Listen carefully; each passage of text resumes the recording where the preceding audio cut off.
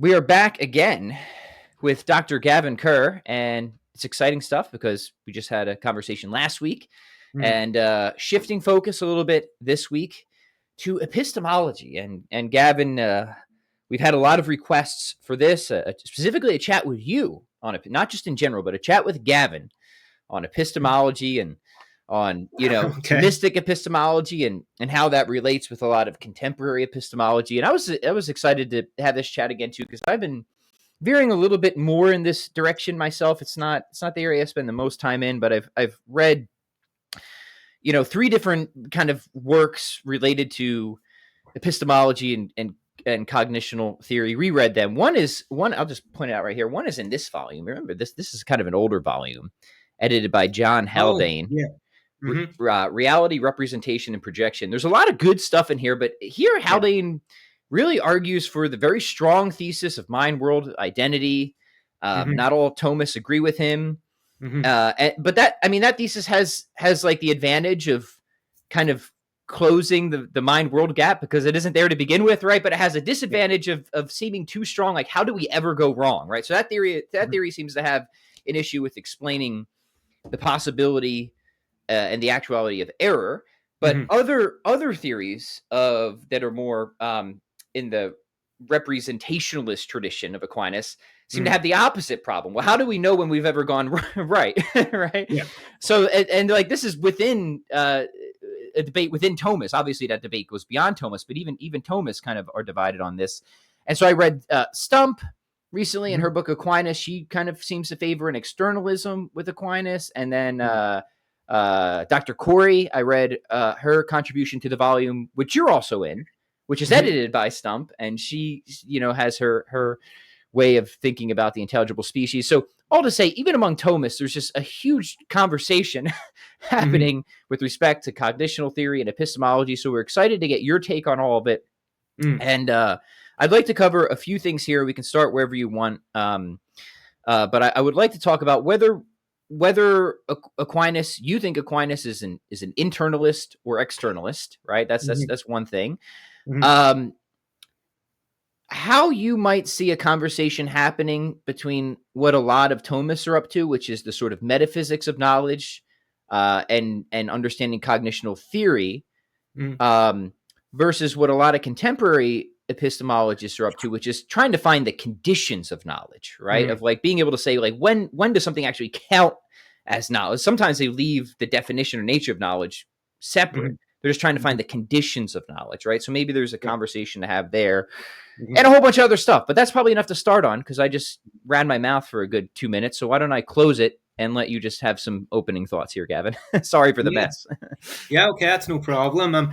I'm glad you just shared the Haldane and Wright volume. When I was doing my doctorate on these issues, Haldane was a really important influence on me, and I used that Haldane and Wright volume quite a bit. Haldane was one of those thinkers that really argued strongly for mind-world identity, and the Thomis's whole drive or thrust in epistemological discussions is that mind-world identity issue. So that's something that I worked on in my doctoral thesis. And so I had a lot of sympathy for Haldane, and Haldane was one of my examiners for my doctorate. So he was the one that, gave me my doctorate, essentially. He was the external examiner, so the decision was his. Yeah. So we have to be nice to him today. Right? I don't know about that. I criticized him recently at a conference. I accused him of the myth of the given, which anybody who's read Sellers, will be familiar with. But yeah. I mean, I do rate Haldane on these issues quite highly. Yep. I suppose for a bit of context, those who are familiar with the history of Thomism, especially from the 19th century onwards and the Neo-Thomists, they'll recall that Pope Leo XIII, okay, so our Leo's immediate successor in the name of Leo, he wrote an encyclical called Aeterni Patris, where he wanted to regalvanize Thomistic philosophy within the Catholic tradition, and especially within Catholic universities, to get Thomism back on a good standing within Catholic universities. And there was all sorts of things that happened as a result of that in Europe, in the Catholic university world, in the pontifical system.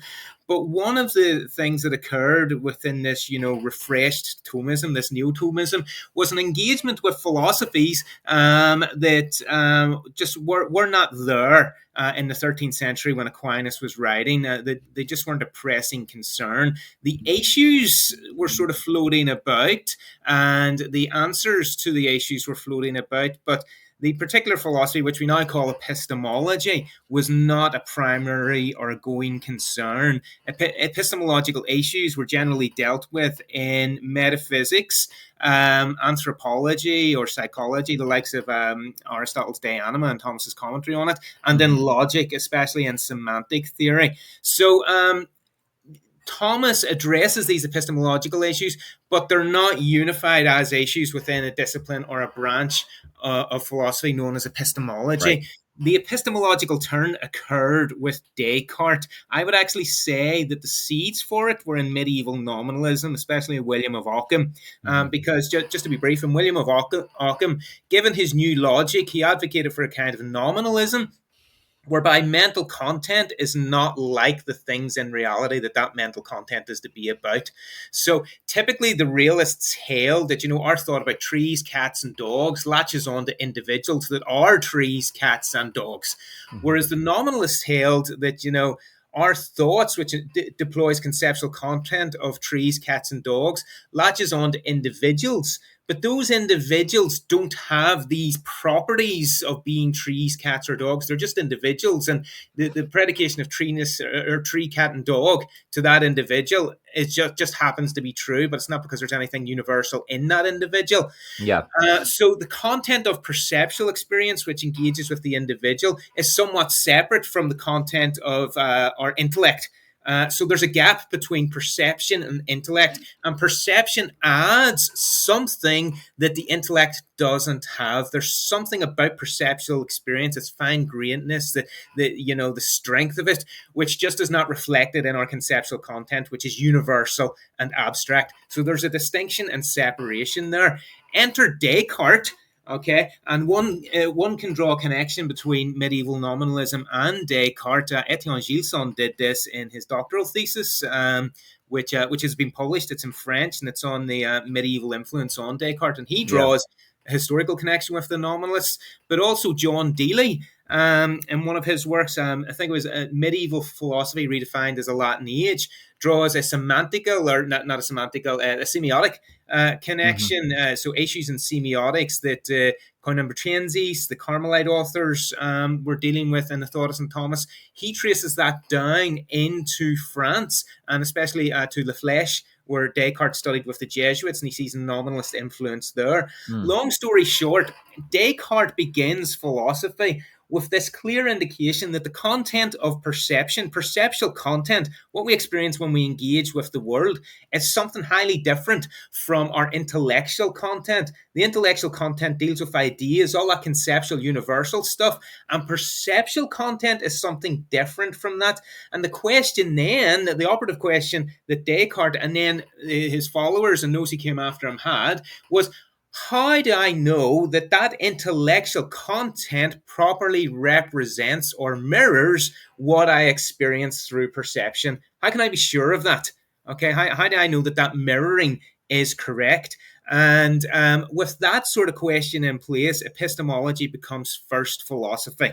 Metaphysics is the philosophy of being is no longer first philosophy, but it's the philosophy of knowing. How do I know that I know? And you may not want to follow Descartes down his route, but when that question is, how do I know that what I'm thinking about adequately represents the world in which I live, or even if there is a world, you've entered into a Cartesian way of philosophizing whereby epistemology is first philosophy. And this is something that Richard Rorty, in this book, Philosophy and the Mirror of Nature, points out was a key feature of modern philosophy, the idea that there is some mirroring of reality that we're trying to capture, be that in these clear and distinct ideas of Descartes or in Locke's, primary and secondary ideas. Rorty accuses Kant of it as well, but only with Kant, it's not so much that the mind mirrors reality, but that the mind constitutes or reflects reality upon itself. And even up to 20th century analytic philosophy, that the perfect mirror is language, and we just need a proper analysis of language. Right. All that is to say, you don't get that sort of context in Aquinas' thought. when it Hmm. comes to these more epistemic issues. And it's precisely because Aquinas doesn't think that there is a distinction between the content of perception and the content of our intellect. Okay, perceptual content is not a content distinct from our intellectual or conceptual content. And we'll get into that. Yeah. But Aquinas is definitely doesn't go down that road that the nominalists and then the Cartesians after them took of the mind as mirroring reality. Yeah. Okay, good. So Yeah. No, sorry, Gavin, finish your thought if you had more there. Yep. no, so that just sets up the context, and that's going to get me into this whole notion of what is the nature of knowledge for St. Thomas if it isn't this mirroring relation of us being in a private mental space, trying to mirror a reality, the only contact with which we have is through perceptual experience, which stands outside of the intellect. If that's not Thomas's view, then the question is, what is going on when it comes to Yeah. the mechanisms of cognition? Okay, so that sets up the Yeah. context. Well, yeah, let's go right into it because I think that's where we should I think it's important to distinguish between what the nature of knowledge is versus what the conditions of knowledge might be, Yeah, especially for yeah, various creatures. So let's start yeah, with the former. yeah. Yeah, Mhm. does knowledge have a nature? Does that even make sense to speak of that? Take us down that direction, Gavin, if you don't mind. Okay, okay, very good.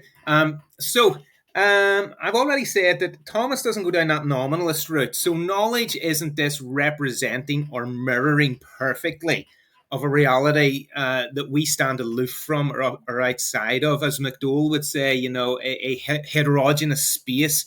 It's like we have the space of reasons, and outside the space of reasons, we have the non-rational space, which sort of pushes up against the space of reasons and tries Hmm. to sort of, give it grounding. Thomas isn't of that view. That's a thoroughly nominalist view, whereby the content of perceptual experience is non-conceptual, and out there in the world, the content of intellectual experience is conceptual, and it's in here. So you've got the in here, the subjective, and the out there. Thomas doesn't go down that route. Why does he not go down that route? Well, it's because of his view of the unity of human nature. We are rational animals. We're not rationality trapped within our animality. We're animals whose expression of animality is rationality. And in being rational, we have an intellect and will as expressive of the types of animals that we are. That being the case, we are in the world. And the world, as all good Aristotelians know, is a world that is formed, that is structured. So that when I experience the world, I experience the world as formed. I always use the example with my students of learning a new language. When you sit down you don't know the new language yet, and you see a book written in the new language, and I give the example of a non-Western language. Not only do you not know the words, you don't even know the writing, say Chinese or Japanese, right? Yeah. Let's say it's Chinese.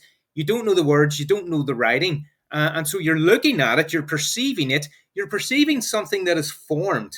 You can see that it's formed, it has a form to it. And when you come to understand that language, you understand the formal nature of what you're perceiving. That's a really important point because for the nominalists and those who came after them, Descartes especially, and the post Cartesians, what you experience is not formed, it's not conceptually structured, it's conceptually unstructured, and you have to get away from the perceptual experience to get to the conceptual structure of Hmm. it. Hmm. Descartes gives the wax example in the Meditations. You can have all these perceptual experiences of the wax. First, you experience it as hard, as of a certain odor, and so forth. You put it next to the fire, and you no longer experience it as hard, as having a certain odor. It's now soft, it's melted, or whatever. But in your clear and distinct idea of the wax, your clear and distinct idea remains the same. That's the conceptual sort of ordering by which you grasp the wax, whereas your perceptual experience of it completely differs. It's juxtaposed to that clear and distinct idea. Okay, so what is contained in perceptual experience is not conceptually structured. You turn to David Hume and his account of perception. David Hume says we have sensory perceptions and then we have ideas, which are vague copies of these sensory impressions. The ideas are what we understand, and they're just these vague copies of sensory impressions, but they're quite different. They're on a different level. One is conceptual, the other isn't conceptual. And what perceptions do to us are something different than what ideas do to us. David Hume points out that, perceptions are always very vivid and lively. Ideas aren't vivid and lively. Perceptions just strike you. You can't do anything about them striking you. Whereas ideas don't just strike you. You sort of cook them up. They come along, but they don't just hit you like that. All of that is to say that for these thinkers, perceptual experience is not conceptually loaded or conceptually informed or formally structured. Whereas for Thomas, given the unity of human nature and that we are in a world of formed substances, what we perceive is some formal structure. We may not recognize it, but it is something formed. And then the whole work of cognition is to try to figure out what the form is of what we're perceiving. And I think this is a really important point because it goes back to what Thomas says at the beginning of the De Ente and in De Veritate, question 1, article 1. Being is what the intellect first conceives. Being is what the intellect first conceives. So there is something about being which is homogeneous with the intellect. It brings the intellect into operation. What does the intellect do? It conceives things. That's the activity of the intellect. Mm-hmm. So when Thomas says being is what the intellect first conceives, and remember, being is active. Okay, being is signified by actuality, form, and then the active existence. So being is active. The intellect first conceives being, but the intellect is empty. Okay, the intellect is empty before it can conceive anything. So there's something about being which brings that ability of the intellect to conceive into operation. Mm-hmm. What does the intellect deal with? It deals with concepts, conceptual content. So there's something about being which is conceptual, i.e., it's formed. So being has a form to it which brings into operation the intellect. And this is something that I sort of talked about last week when I was on the show, when we were talking about the starting point of metaphysics. Right. That the being that the intellect first conceives is the individual particular, the id quod est. It's the individual that pushes up against us in perception. We come upon something in perception, like a new language in a book that we need to learn, like some sort of puzzle that we need to figure out. There's something in perceptual experience which we know is formed, we know has a solution to it. Say you're doing a crossword puzzle or something like that, or trying to learn a language. We know there's a solution here that we need to try and figure out. And that's what brings the intellect into operation until we figure out the form of it. All of that then is to say that knowledge is the agreement of our conceptual episodes with the being of which those conceptual episodes are about. Mm-hmm. That's what knowledge is. It's the agreement of our conceptual episodes with the being, the individual particular, whose conceptual episodes they're about. So when I'm thinking about some individual substance, if the conceptual episodes by which I think about it are in agreement with the formal nature of the substance itself, I have knowledge. Okay. And that's a process. We can get into that process, but that occurs within a process. Okay, it's not one and done. Yep. So that's great, Gavin. So with respect to the term agreement, should we think of that as a correspondence, a conformity, the participating in the same form? Like how strong do you want to take that term of agreement to be, right? I want to deny any sort of correspondence theory, because a correspondence theory would again be a mirroring view. The idea that there's something in us which mirrors or represents, and so is detached from the reality with which it is in agreement. So all correspondence theories are representational or mirroring theories, unless they're just using the name correspondence and they mean something. And I mean, So this is, so there you're in agreement with not just Haldane, but Father Barry Miller was big on this too. He says correspondence is the totally wrong way to understand Aquinas. Is conformity, yeah, right? Exactly. And I believe it's in the Gospel, the commentary on the Gospel of St. John, where when Thomas talks about the nature of truth, he actually uses the word conformitas. Yeah. He uses the word conformity. And conformity and agreement, they mean kind of the same thing. Conformity means with form, the same form. Agreement, it means agreeing in form. Thomas also uses the word adequation. So that the intellect is adequate to the form of the substance that the intellect is considering. So there's some sort of measuring there, an agreement or conformity between intellect and thing. I would say identity. So real quick, that as a sort of understanding of what knowledge is, that would be adequate to apply not just to our mode of knowledge, but also the angels and even God. Correct. So when it comes to divine understanding and angelic understanding, that has to occur through some form also. There has to be agreement in form between the intellect and what's being thought about. Within God's case, God's thinking about himself, and the form by which God thinks about himself is the divine essence Just the itself. divine essence. Yeah. Yeah, yeah. Mm-hmm. So when God has knowledge of creatures, he doesn't have knowledge of let's say me or my dog or whatever through my form or my dog's form. He has it through the prism of the divine essence, and then knowing that divine Mm-hmm. essence, he knows me and my dog and everything else. With the angels, they undergo divine illumination. Okay, so they're illuminated by God by means of some form or intelligible species, by means of which they're able to think about what God wants them to think about. So my guardian angel can think about me and everything that I do, insofar as God illuminates my guardian angel with a form which is in agreement with what God wants my guardian angel to know about me and anything that I'm doing. So it's not that my guardian angel is observing me and receiving forms from observing me. My guardian Right. angel is being illuminated by God with the form proper or in accordance to everything in my life that God wants my guardian angel to know about me. Yeah. Awesome. Okay. Good. All right. That was a quick divergence, but hopefully interesting to people. So all right, let's Mm-hmm. keep. Where should we go from here, Gavin? Because I know there are a number of topics Mm. that I wanted to hit eventually, but I don't Yeah. want to miss anything Yeah. that you might have already had in mind. Mm. With Well, I mean, because knowledge is this agreement of intellect and thing, and that's the definition of truth for St. Thomas.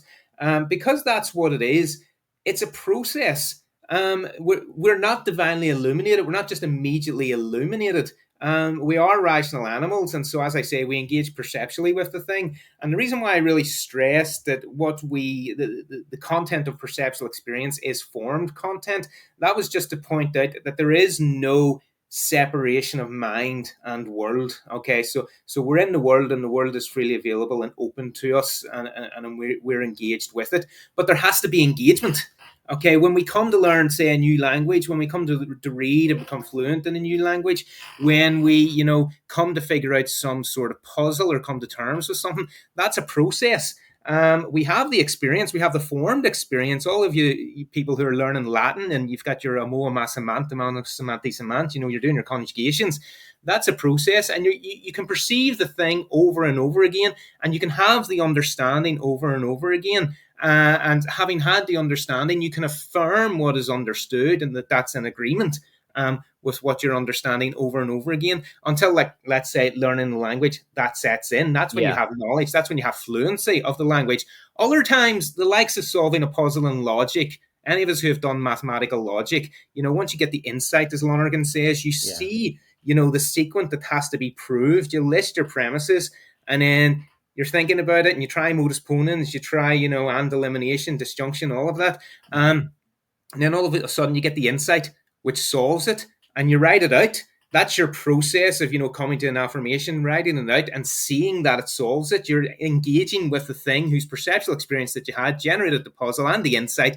And then in writing it out, you're checking it. Okay. yes, In making that judgment, you're checking it against the evidence, against the original puzzle that was given to you. It's yeah. only when you get to that stage of judgment where you can affirm what you've understood is in accord with reality that you've reached a stage of knowledge. Okay, interesting. All right, so I want to ask a few questions here, maybe give certain examples. So Mm, there's a general distinction between simple apprehension and judgment, right? yeah, So let's maybe give, coffee. I got some, well, it's gone, but let's pretend that I still have yeah, the coffee, mm, right? So I engage with the world and I start to just acquire various concepts, mm, coffee, yeah, hotness. yeah, But then beyond that, I start to make judgments, what the scholastics would call, mm, composing or dividing, that this is that yeah, or this is not that, right? So I make the yeah, judgment at some yeah, point, usually after tasting it, right? That this mm, this this coffee is hot, right? yeah, yeah, yeah, Um, and I think I'm right about that. I think I know that, at least at the time that I had that, right? So, mhm, so what's going on there metaphysically? That like I've acquired this ontological item, this form, right, or these mhm, forms in simpler apprehension, and then mhm, I'm composing these forms, right, to mhm, reach a new form. Is that right? Right? That conforms me to the reality. Explain the metaphysics of what's going on. One, just in yeah, that process of working up to my judgment that the coffee is hot, or any other example you think might be yeah, yeah, um, simple enough to be helpful, right? yeah. Yeah. Mhm. Okay, well, look, let's use that one. And so, I mean, it gets a wee bit complicated because with the coffee, what you have is an artifact, which is just an artifact is like a collection of different accidental Yeah. or different substances sort of united Yeah. together. Well, but we could just pretend coffee is a Yeah. substance. Yeah. So, Yeah. so, so, so let's assume that that coffee is a substance and it's got a unified substantial form, the substantial form of coffee, making it what it is, and then it's got the accidental form of hot or cold or whatever. Right. Yes. Okay. So we can perceive the thing, and we perceive the thing, and we start, have under simple apprehension, we just start forming various concepts, such as hot, cold, dark liquid, that sort of stuff. We have this simple apprehension, and because it's just simple apprehension, just the forming of spontaneous concepts. Truth doesn't pertain to that because we're Yeah. not saying that this concept goes with that one. Right. We're just You can't be right or wrong about that. Right. Yeah. yeah, Uh-huh. we're just we're brainstorming. Let's say we're just free floating sort of ideas. We're not starting to put things together, and that's why the Scholastics said that it's in composition and division. That's what truth pertains to, because that's when we start saying this is that. Okay. Mm-hmm. Before a composition and division, we're in a conceptual playground where we can start thinking all sorts of wonderful and crazy things. But once we start composing and dividing, we're no longer in a conceptual playground. We're starting to form what's called propositional content. We're starting to form propositions, and propositions then have a truth value.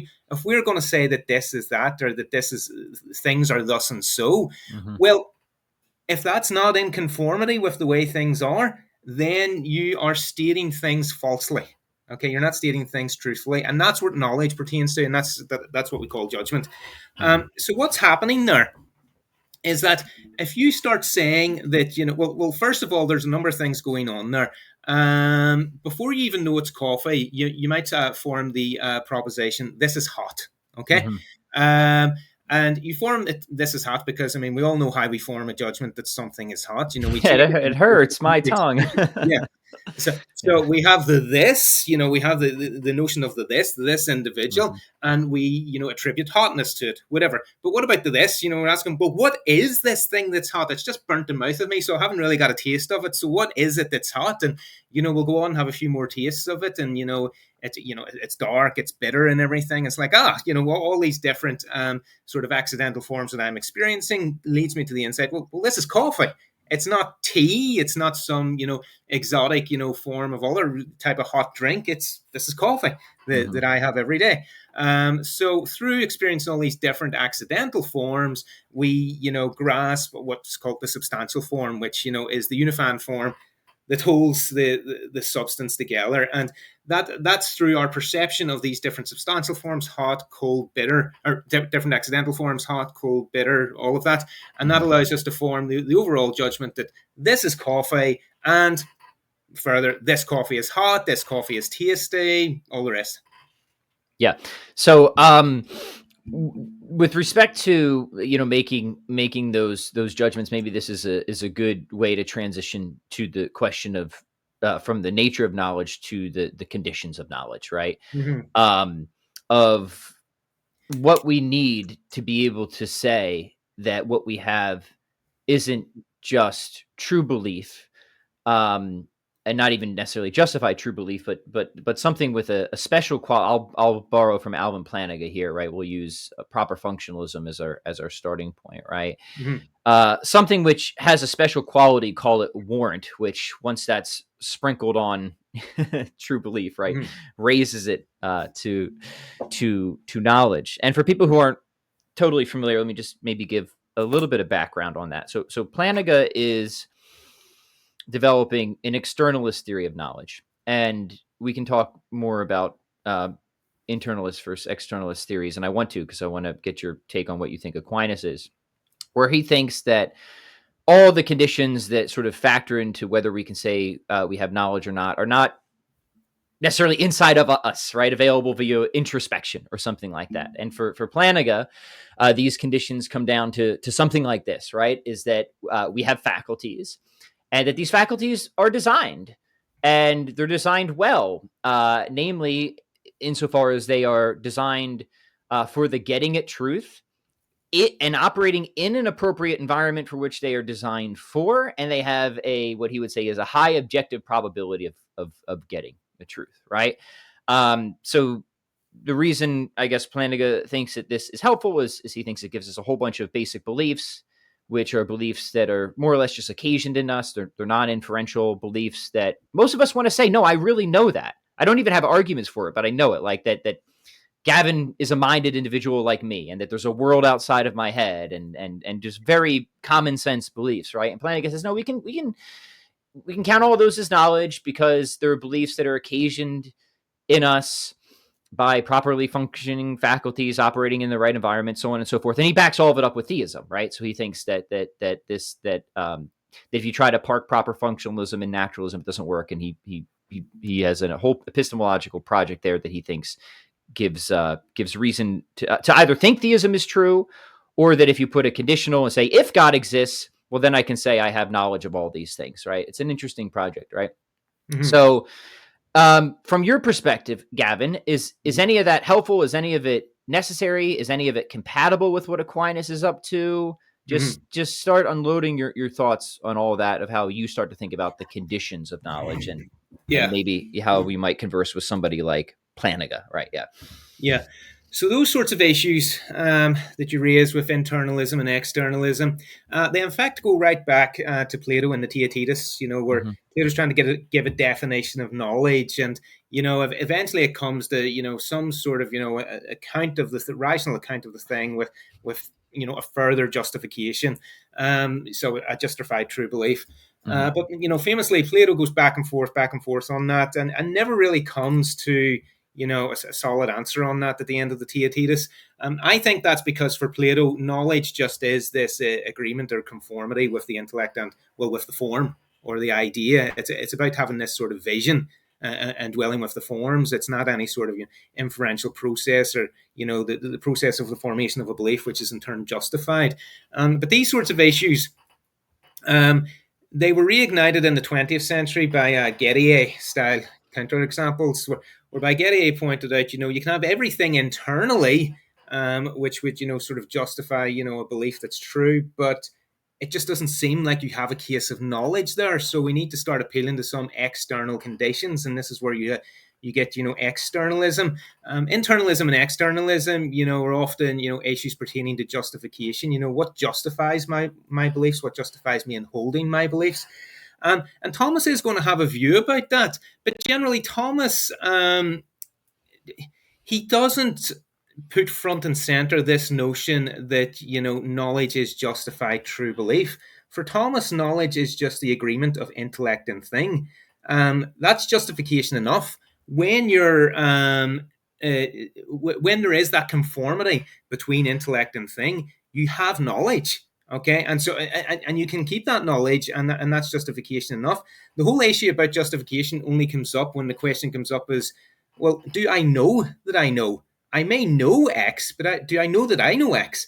And that's whenever the whole issue of, how am I justified in my belief that I know X? And this whole idea that do I know that I know typically comes up with representational accounts of knowledge or mirroring accounts of knowledge that, I have this mirroring of reality, this clear and distinct idea. Okay, but how do I know that, I know this to be true? I seem to have this clear and distinct idea that this is a piece of wax, but what justifies that clear and distinct idea? What justifies that knowledge or that true belief? And, famously for Descartes, this is where, we need, God to come in, that God has designed us appropriately so that when we have these clear and distinct ideas, that we're not deceived. So these issues about justification, internalism, and externalism, you're not going to get them really on a Thomistic view because Thomas doesn't have that representational view of reality or of knowledge. So he isn't overtly concerned with justification. Once the intellect is in conformity with the thing, that's justification enough, and you can get on with your life. If it turns out that, what you thought to be the case was not the case, then you just didn't have knowledge. You were mistaken. And so just correct your beliefs and do better. And it's usually not the case that you have to, overhaul your entire beliefs. You just have to modify your beliefs in some shape or form. I give the example of learning a language. As you're progressing on a language, you get a lot of things right and some things wrong, and gradually there's a self-correcting process where you improve your beliefs so that your knowledge of the language is better and you become more and more fluent. Yeah. But when it does come to internalism and externalism, I will say that on Aquinas' account, there are both internal and external aspects to knowledge. Internally, there is something that is going on in us whenever we know. Whilst there is intentionality to knowledge, and our knowing is a reaching out to understand the form of the thing distinct from us, we do undergo a change. We are positively affected by the thing in the world, by the strong coffee, by the hot coffee. It is affecting us. It's bringing about a change in us and our nervous system, and it is bringing our intellect into operation. We're trying to conform our intellect to the form of the thing that we're thinking about. So there are internal conditions for knowledge, but also there are external conditions. If externalism is the view that belief is determined by what makes the belief true, well, then Thomas is going to be an externalist, because for Thomas, we have knowledge, we have truth whenever there's agreement between intellect and thing, and the thing is something in the world independent of us. And so our knowledge is weighed by things independent of us. So there is some kind of, externalism there in St. Thomas's thought. Yeah. But Thomas isn't really addressing the same sort of issues that the whole internalism externalism Yeah. dispute is addressing. Yeah, that's good. So I wish I would have brought the paragraph with me. Stump has a good section on this. She thinks that Aquinas is actually obviously an externalist. She thinks that once you correct an understanding and translation of certain passages that might seem to make him like a strong internalist, she's like, no, Aquinas like clearly just assumes that God is behind like the creation of our nature, and he has ordered our nature in such a way that we should understand him to be an externalist. But he's just like, that's just all background for him. Like that isn't, he isn't concerned with those particular things. Yeah. And that, I mean, that seems super plausible to me. That doesn't mean that he's a proper functionalist per se. I think he might, but you could be just take a nature-based epistemology or something and share similar characteristics there. Yeah. But I mean, go ahead. Yeah. Yep. Yeah, I mean, obviously, all that's in the background, and Thomas is going to have a whole metaphysics about how the world works. But when it comes to the very particular issue of knowledge or something like that, I mean, we all take it for granted that we have eyeballs and that we have ears, and so we have sight and we have hearing and we have smells and stuff like that. If they're going to figure in an account of perception, we don't need to go to our fundamental metaphysical commitments as to, God is the creator of everything and the ordering of everything, and the measuring of everything, we don't need to get into that. We can give an account of perception on the basis of our senses and our perceptual faculties and all the rest. And so we don't need to go any further than that. And similarly, just in general epistemological issues, we're rational animals, and we can just analyze what it is to be a rational animal in the world and give an account of how the rational animal can get on with knowing things in the world. Let the metaphysics be in the background, but that doesn't have to figure in our epistemology of things. And obviously, we need to be functioning properly. And this probably will get us the error theory, how we can go wrong on this mind world identity. But we do need to be functioning properly. If I'm sick, I taste things differently. I can hallucinate things. If I'm deaf, I can't hear things properly. That sort of thing. Yeah. All right. So let's take that turn here, maybe a little bit gradually, because there's a lot of good stuff that was said by you, Gavin. I want to just hit on it a little bit more. So yeah, I think it's right. Like there's a few things here. Like even when we know that we've gone wrong in some judgment, or we've gotten something wrong, right? We only know that because we're generally relying on the same faculties, like, right? So like to even start to detect and correct error, like it just seems like we can't just like assume a catastrophic skepticism or error, right? You know what I mean? So there's always just sort of background stability, right, that should contextualize the local errors that we obviously make. Yet it's because we do make errors, often quite a number of errors, that we do want some story that we can tell about how these errors are made that doesn't itself seem to invite this catastrophic skepticism, right? Like that's the epistemological challenge as far as I can see it, right? I think most people want to say, no, I know things, and the fact that I even know that I've made mistakes assumes that I am a being that knows things and is capable of knowing, and there's a sort of Mhm. general reliability that should put Yeah. from veering off into this self-defeating self-undercutting skepticism, right? Yet I Mhm. still need to be able to tell how I make mistakes. It doesn't itself seem wider skepticism that I know is false. You see what we're up to here, Yeah. right? So Yeah. help us do that. Yeah. Yeah. So first thing to say, I mean, just something that you said there, it brought up a thought. Quine wrote, not Aquinas, but Quine. He wrote a really famous paper, Two Dogmas of Empiricism. The first dogma of empiricism that he criticized was the analytic synthetic distinction, but the second dogma of empiricism he criticized was this idea that individual scientific propositions or theories, they don't meet the tribunal of experience just individually. So it's not the case that so he's thinking about science, he's thinking about empirical judgments, but we can Yeah. just sort of generalize from that. It's not the case that our judgments are meeting the tribunal of experience individually. Rather, they're meeting the tribunal of experience as a whole, as a web of belief. And I think that's Yeah. correct. The web of belief is made up of individual judgments, but it's often the case that when we are checking with the world, the goings on in the world, whether or not those judgments are the case, they're always interconnected. Like the coffee one, you judge it as a hot and cold substance, and then you judge it as sweet or bitter or whatever, and then you judge it that it's coffee. But that's the whole web of interconnected judgments that you can make all at once, and you don't always have to vocalize them. When you do vocalize them, because we're temporal beings, you vocalize them one at a time, and we can order them hierarchically.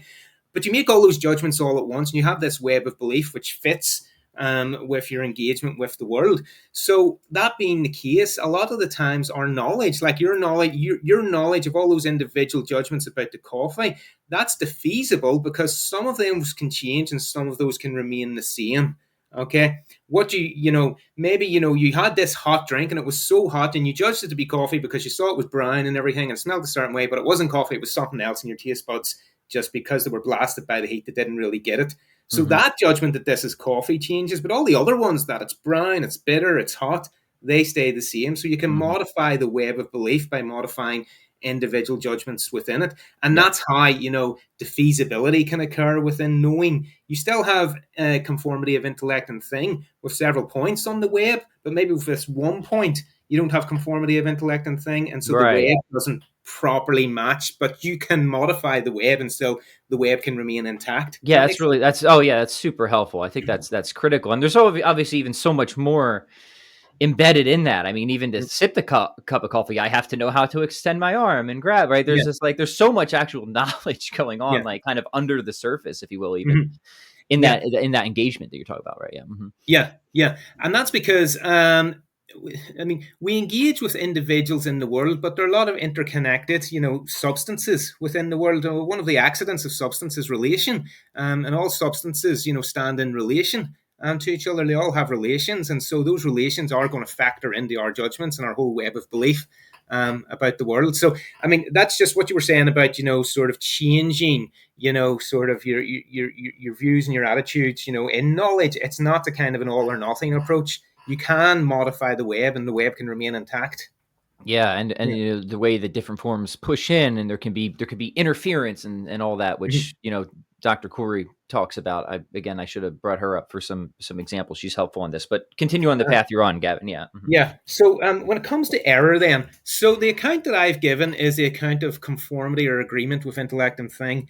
And I've made the very strong case that whenever we have perceptual experience, what we're perceiving is formed or structured, and that brings in the operation the intellect, and then the intellect through the various mechanisms of cognition, culminating in the agent intellect grasping the form of the thing, actualizing the potency of the possible intellect, and thus giving us knowledge.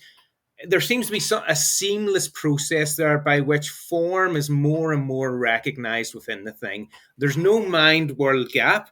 And so the whole question is, how could you ever be wrong in such a view? You may just not be in a state of knowing yet. You may have not grasped the form yet, but how could you grasp any other form than the form of the thing which is there before you in Right, perception? right, right. That's the Yeah. whole question. So on a representational view where there's a mind world gap, it's very easy to show how you can be wrong. Given the gap and that the mind has to mirror reality, we Mm-hmm. can always ask, well, look, is this mirror doing its job?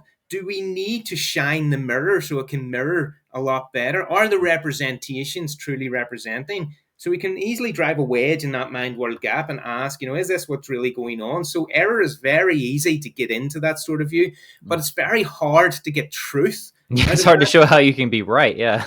Yeah, yeah. Well, on this account where there is no mind world gap, it's very hard to see how you could be wrong about things. Yeah, It's yeah. very hard you could see how Pick there's. your problem, right? Yeah. Yeah, and I think this view sort of uh, it it relates to sort of post Kantian views in epistemology, where on a reading of Kant that I prefer, the sort of the reality being the world brings into operation conceptual episodes, which in turn brings into operation these categories of the understanding, and if they're just setting off these categories like smoke alarms, like smoke detectors, how could a category be set off? How could you ever form the wrong categorical impression if all these categories are like smoke alarms and they're just set off to recognize causality and substance and unity and stuff like that in the world? And well, it's the same, challenge for Thomas. How could it be the case that when we perceive something and it sets off the agency of the intellect to grasp its form, how could we ever be misinformed? Mm-hmm. And so, one thing I want to say about that is that it assumes that when we are in a veridical perceptual episode, that when we have a veridical perceptual experience, that experience is identical to a non-veridical perceptual experience. That what's going on in the case when I perceive my dog before me, and the dog is there before me, is exactly the same as what's going on when I perceive my dog before me, but my dog is not there before me. So the view is that what's going on in a veridical perceptual experience is identical to a non-veridical one. That's the view that this challenge holds. And the question then is that given that the form of those perceptual experiences are identical, but one's veridical and the other is non-veridical, how could you ever be wrong? Mm-hmm. Mm-hmm. My point is that in a case of veridical perceptual experience, what is going on in your perception is not the same as what's going on in a non-veridical case. I may be hallucinating my black Labrador before me, but I'm not having the same perceptual experience as I'm having when I perceive my black Labrador. That's because when I perceive my black Labrador is a constituent of that experience. Whereas in my hallucination case, it's not the black Labrador, which is a constituent of that perceptual experience. It's a fever. It's, hallucinogenic drugs. It's a dream. It's something like that. Mm-hmm. So it's an entirely different perceptual experience. And that's how we can engage in error. That's how we can be wrong.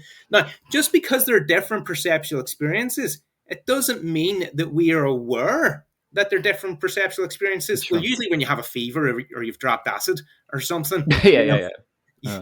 you can be pretty much, You kind of know what's going on. Yeah. right. Oh, I'm seeing this, and maybe that's as a result of what's been going on here.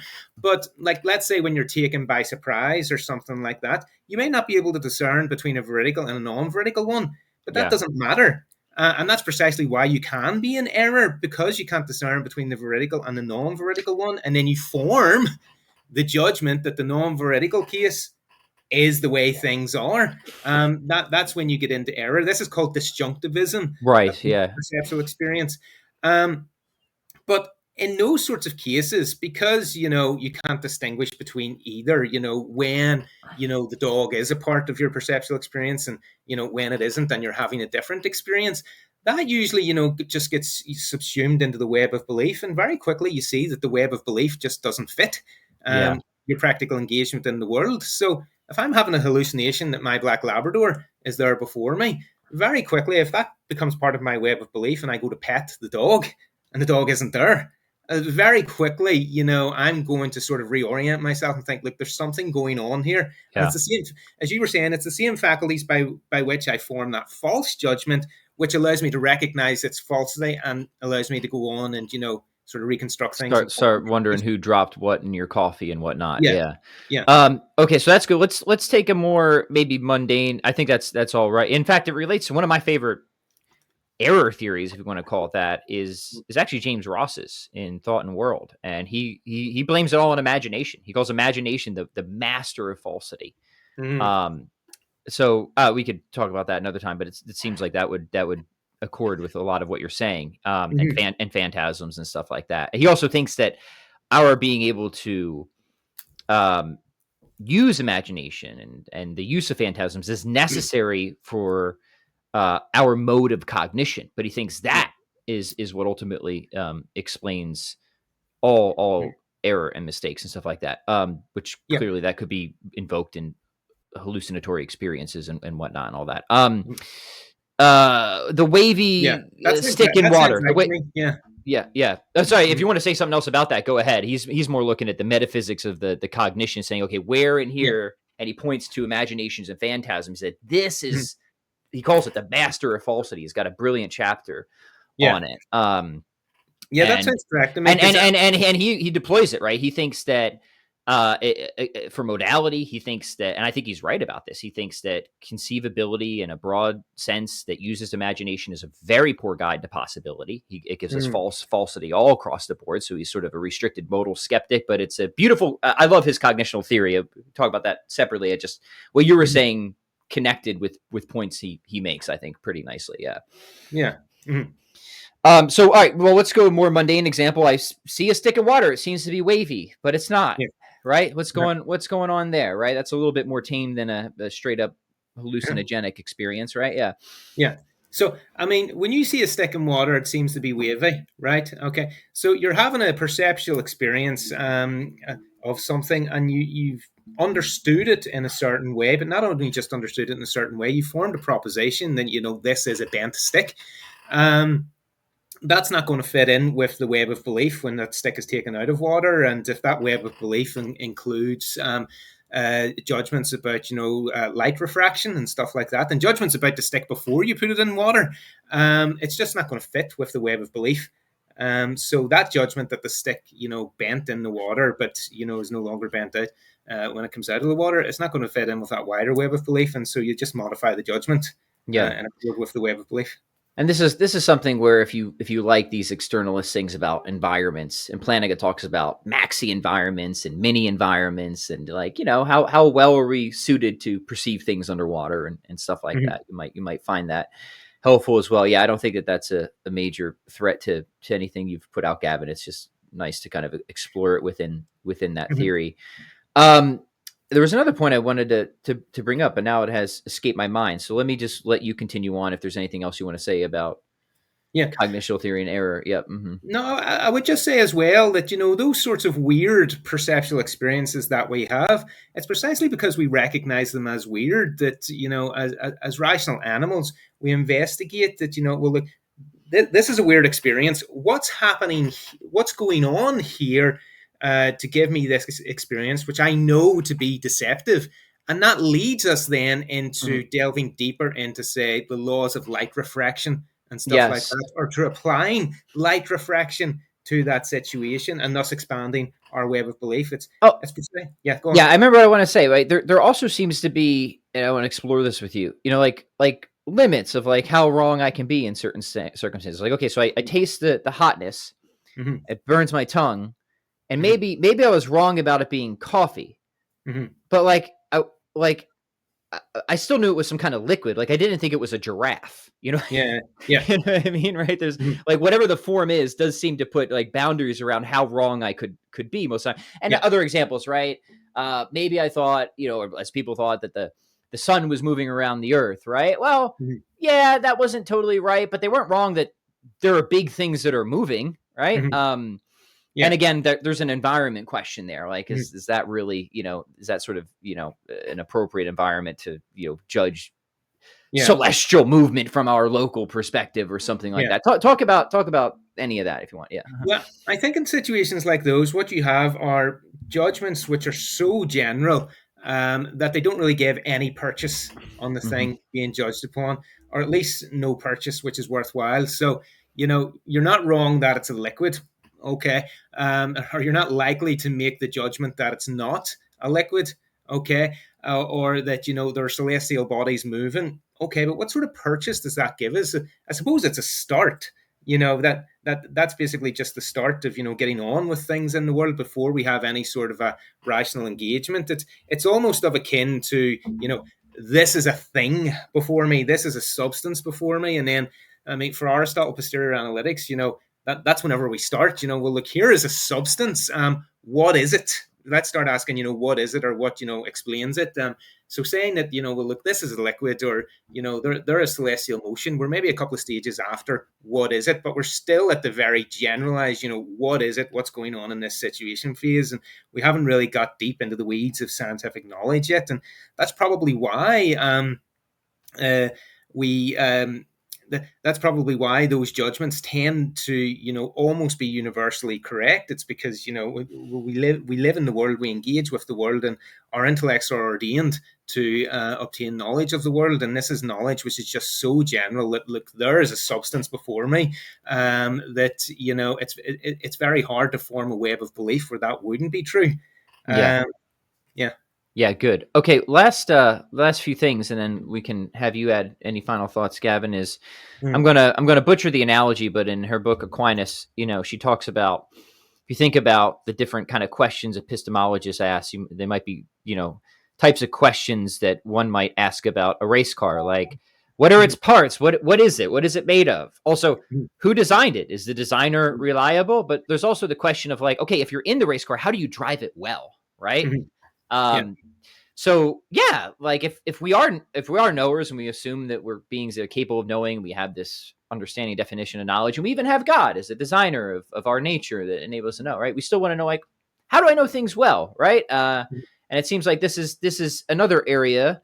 Maybe this is like virtue epistemology or something like that. Is this an area you've spent a fair amount of time on? What do you have to say about this? Are you a fan of? Do you think virtue epistemology is a fruitful field for people who are coming from this sort of Thomistic or traditional Mm-hmm. um, Yeah. understanding of knowledge? Yeah. Mm-hmm. Yeah, so I'm aware of the virtue epistemology. It's not something I've really engaged with myself. There's a kind of, I mean, virtue epistemology is it's sort of late 20th century, and I think a lot of the pioneering authors just in that area, they would still be within living memory or still alive at the minute. Yep. But I think you do get a certain sort of precursor to this in Lonergan in Insight, Yeah. where he talks about having these different patterns of experience, and depending on what pattern of experience you're in, that will sort of generate different insights and curiosities, which will lead to different specialisms and developments of knowledge. And I think virtue epistemology requires that you have to be in a certain pattern of experience to know something well. So for instance, we just take the philosophers that we read. I mean, I think both you and I just read very generally in philosophy, and some philosophers will just read but will not really pore over the text. We'll just file it away and we'll know that it's there. But Mm-hmm. other philosophers will just pore over it and will really, seek to specialize in that because, well, for whatever reason, it resonates with us. We think that it's true, and we want to get to know it better Mm-hmm. and better. And it's the same for any sort of, knowledge, knowledge music, knowledge musical instruments, that sort of thing. Some people can just strum out some chords on the guitar. Marty Friedman can just, he owns, guitar. He's just virtuoso. So yeah, I mean, I do think there is scope for that, but the scope for virtue epistemology is always going to be within the context of a further refinement of our cognitional engagement with reality. And for some reason, we're in a certain pattern of experience where that aspect of reality interests us most. And that's usually an autobiographical reason. Yeah. Yeah. Great. Okay, Gavin. As we finish up here, any final thoughts? Anything that you think should be mentioned that we haven't mentioned? And then I would also like to hear what you're working on next with respect to epistemology, because I know that you've recently gone back to your dissertation and you're working Yeah. on getting that out. So yeah, those two things. Yeah. Yeah. So, any final thoughts? We never talked about Kant. We never got speaking about Kant and my funny reading of Kant. I think that there is a certain lineage of post-Kantian philosophy, and I think this can be traced back to Kant himself, especially in the Prolegomena and in the second edition of the Critique, which sees Kant as converging more and more upon realism, and that there's a realist tradition of post-Kantian work. I think Kant is our ally. So that's what I'm going to leave the gentle listeners with. And we have conversations on that before. So if people Yeah, just want to search a channel for you and the previous things we've done, I think the episode was on like mind and world or something like that. yeah, They can find more on that. yeah. Yeah. Mhm. So that's going. I think that's going to scandalize, the gentle listeners. The comment section is just going to be, Good. lit Good. after Good. that. But yeah, I mean, that just sort of, it's a segue into what I'm working on because, as I say, a return to the dissertation, and in the dissertation, I had the idealist reading of Kant. I had the Kant Mm-hmm. that we were all given, that, as Thomists or scholastics, that Kant is really just an idealist. He's Berkeley, but he allows there to be a material world. But we can't know it. All we can know are what we perceive and what we sort of inform on things. The noumenon, unknowable. All we have is phenomena, which is Yeah. basically just Berkeleyanism with the addition of the noumena. And so Kant was just a field Berkeleyan. And I mean, that was the reading of Kant that I had. And my whole task in my dissertation was to defend a form of Thomistic critical realism a la Lonergan and, generally the Louvain school Yeah. against Gilson. But it was definitely to, criticize Kant as well. It was to defend critical realism within Thomism and to criticize Kant. But at the time, I'd read McDowell and I'd read Sellers. I'd read Kenneth Westphal, Kant's Transcendental Proof of Realism. I'd read Henry Allison, Kant's Transcendental Idealism and Interpretation and Defense. Um, they hadn't sunk in at that point whenever I was engaging with Kant. But it was John Haldane recommended that I engage with those authors more and more, especially McDowell in the Pittsburgh School.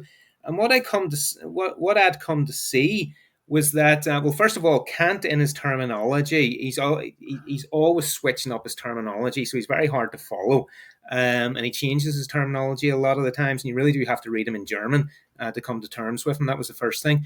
The second thing is that, and I really took this from Henry Allison's book, Kant's Transcendental Idealism, Interpretation and Defense, that when Kant makes these transcendental distinctions in the first critique, they're not metaphysical distinctions, they're epistemic distinctions.